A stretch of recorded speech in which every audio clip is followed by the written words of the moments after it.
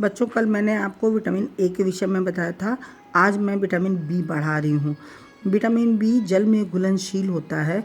ये 12 विटामिन इस 12 प्रकार के होते हैं, इसलिए इसे विटामिन बी कॉम्प्लेक्स कहते हैं। इन विटामिन्स के कार्य तथा रासायनिक रचना में भी अंतर होता है।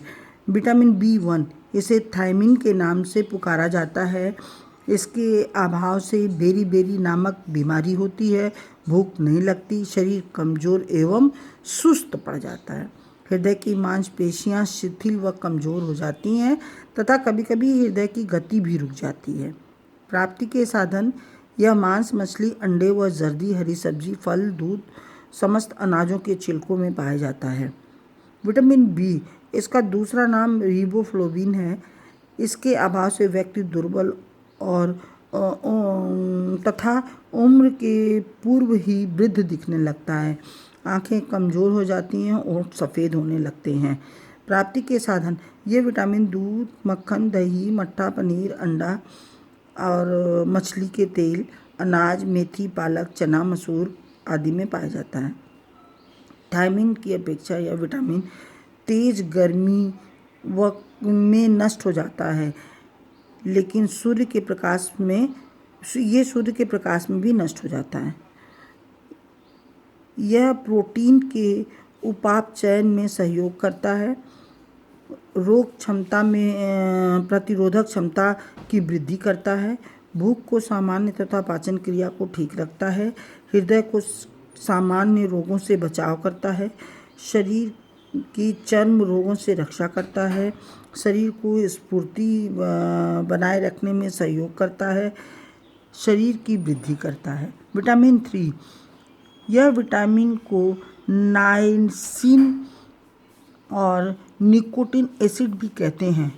यदि लंबे समय तक इस व्यक्ति को इस शरीर में इसकी भोजन द्वारा की कमी होती है तो शरीर में प्लेग्रा नामक बीमारी होती है।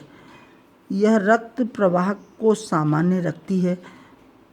इसकी कमी से प्लेग्रा नामक बीमारी होती है।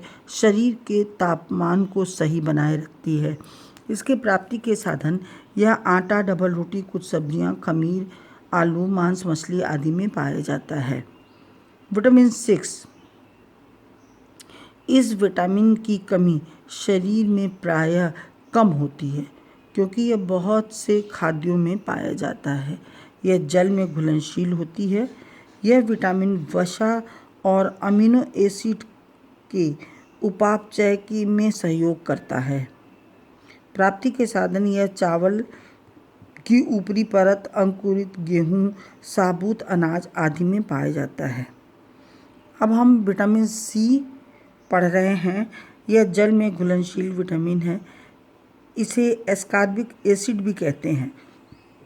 शुद्ध रूप से ये सफ़ेद चीनी के कणों के समान होती है। ये भी ताप पे का प्रभाव पड़ता है। इस पे ताप पे आने पर ये नष्ट हो जाती है। यह दांतों और मसूड़ों को शक्तिशाली बनाता है। रक्त को शुद्ध करता है। घावों को भरने में सहायता होती है। स्कर्वी नामक रोग से बचाता है। पाचन क्रिया को स्वस्थ एवं व्यक्ति को संक्रामक रोगों से बचाता है। यह आंवला, नींबू, नारंगी, संतरा, अनानास, बेर, अंकुरित दाल तथा हरी सब्जियों में पाया जाता है। इसके बाद हम लोग विटामिन डी पढ़ते हैं। विटामिन डी शरीर रक्षा के लिए अत्यंत महत्वपूर्ण विटामिन है। इसके अभाव से अस्थियां मृदु हो जाती हैं, टेढ़ी मेढ़ी हो जाती हैं।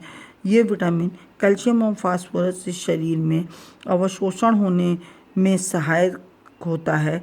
रक्त में इन लवणों की आवश्यक मात्रा होती है, जिससे हमारे रक्त का परिसंचरण का संतुलन बना रहता है।